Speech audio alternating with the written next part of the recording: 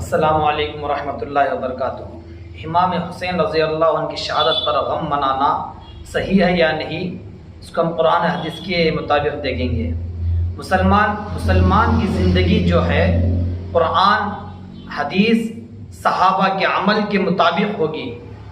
اگر قرآن کے خلاف، حدیث کے خلاف یا صحابہ عمل کے خلاف کرنا مسلمان کے لیے یہ جائز نہیں ہے۔ چلو شہادت حسین کو ہم قرآن میں تلاش کر کے دیکھیں گے کہ حسین رضی اللہ عنہ کی شہادت پر غم منانے کو قرآن کیا کہتا ہے۔ قرآن میں ہے، دوسرے پارے کے دوسرے صفحے میں ہے وَلَا تَقُولُوا لِمَن يُقْتَلُ فِي سَبِيلِ اللَّهِ أَمْوَاتٌ، اللہ کے راستے میں جو بندہ شہید ہوتا ہے اسے مردہ تک مت کہو، بل احیاء وَلَٰكِن لَا تَشْعُرُونَ، بلکہ وہ تو زندہ ہیں آپ کو پتہ نہیں۔ عام طور پہ جب انسان مرتا ہے تو اسے مردہ کہتے ہیں، میت کہتے ہیں، مگر اللہ صاف قرآن میں کہتے ہیں جو اللہ کے راستے میں قتل کیا جاتا ہے شہید، اس شہید کو مردہ تک مت کہو کیونکہ وہ زندہ ہیں۔ اللہ فرماتے ہیں کہ وہ زندہ ہیں، تم لوگوں کو پتہ نہیں۔ تو جس شہید کو قرآن زندہ کہتا ہے، جس شہید کو قرآن مردہ کہنے کی اجازت نہیں دیتا، آج ہم اس شہادت پر، اس شہادت کو لے کر ہم غم منا رہے ہیں، تو ہمارا غم منانا گویا کہ ہم شہید کو مردہ کہنے کے مقابل ہے، شہید کو میت کہنے کے مقابل ہے۔ اگر ہم غم منا رہے ہیں تو ہم قرآن کے خلاف کر رہے ہیں۔ جس کو قرآن مردہ کہنے کی اجازت نہیں دیتا، اسی شہید کو لے کر آج ہم غم منائیں گے تو یہ قرآن کے صاف خلاف ہے۔ چلو حدیث میں دیکھیں گے کہ حدیث شہادت حسین پر غم منانے کو کیا کہتی ہے۔ آپ کو کئی حدیثیں ملیں گی شہادت، شہید کی فضیلت کے بارے میں۔ ایک حدیث میں آتا ہے شہید، اس کا ایک خون کا قطرہ زمین میں گرنے سے پہلے اللہ اس کے سارے گناہوں کو معاف کر دیتے ہیں۔ تو کتنی بڑی سعادت کی بات ہے شہید ہونا۔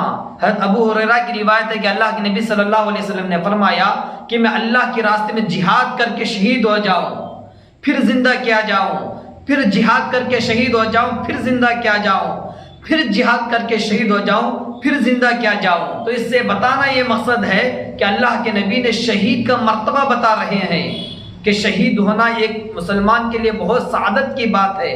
حضرت عمر رضی اللہ عنہ بار بار شہادت، ہر صحابہ شہادت کی تمنا کرتے تھے، شہید ہونے کی خواہش کرتے تھے۔ تو وہی شہادت اللہ تعالیٰ نے امام حسین رضی اللہ عنہ کو عطا کی، تو اس سعادت والی بات کو، اس خوش نصیبی کی بات کو ہم لے کر، اسی شہادت کو لے کر غم منائیں گے تو ہم حدیث کے بھی خلاف کر رہے ہیں۔ تو میرے دوستو، ہم جو عمل کرتے ہیں تو صاف قرآن کے بھی خلاف ہے اور حدیث کے بھی خلاف ہے۔ تو قرآن اور حدیث کے خلاف کرنا مسلمان کی شان نہیں ہے، قرآن حدیث کے خلاف کرنا مسلمان سے ہٹ کر ہے، کفریہ عمل ہے۔ اگر شہادت پر غم منانا ہی ہے تو حضرت عمر رضی اللہ عنہ کو نماز کی حالت میں شہید کیا گیا، عثمان رضی اللہ عنہ کو اپنے گھر میں شہید کیا گیا، علی رضی اللہ عنہ کو بھی شہید کیا گیا، کئی صحابہ، حمزہ رضی اللہ عنہ آپ علیہ السلام کے چچا جن کے ٹکڑے ٹکڑے کیے گئے تھے، تو کئی صحابہ ہیں جن کو شہید کیا گیا ہے۔ اگر ہم کو غم منانا ہی ہے شہادت پر تو سال میں کوئی ایسا دن نہیں ہے جس میں کوئی نہ کوئی صحابی شہید نہ ہوئے ہو، ہر دن کسی نہ کسی صحابی کی شہادت ہوئی ہے۔ تو صرف حسین رضی اللہ عنہ کی شہادت کو لے کر غم منانا یہ نہ تو عقل میں آنے والی بات ہے، نہ تو قرآن کے مطابق ہے، نہ تو حدیث کے مطابق ہے، نہ صحابہ کے مطابق ہے۔ اللہ کے نبی صلی اللہ علیہ وسلم کے زمانے میں بھی کئی صحابہ شہید ہوئے، اللہ کے نبی ہوتے ہوئے بھی، مگر کسی کے شہادت پر غم نہ منائے، کیونکہ شہید ہونا اگر خراب چیز ہوتی، بد نصیبی ہوتی تو غم مناتے۔ شہادت تو ایک خوش نصیبی ہے، سعادت کی بات ہے۔ نبی صلی اللہ علیہ وسلم کی خواہش تھی شہید ہونا، صحابہ کی تمنا تھی، اس تمنا کو، اس سعادت کو اللہ نے امام حسین کو عطا کیا۔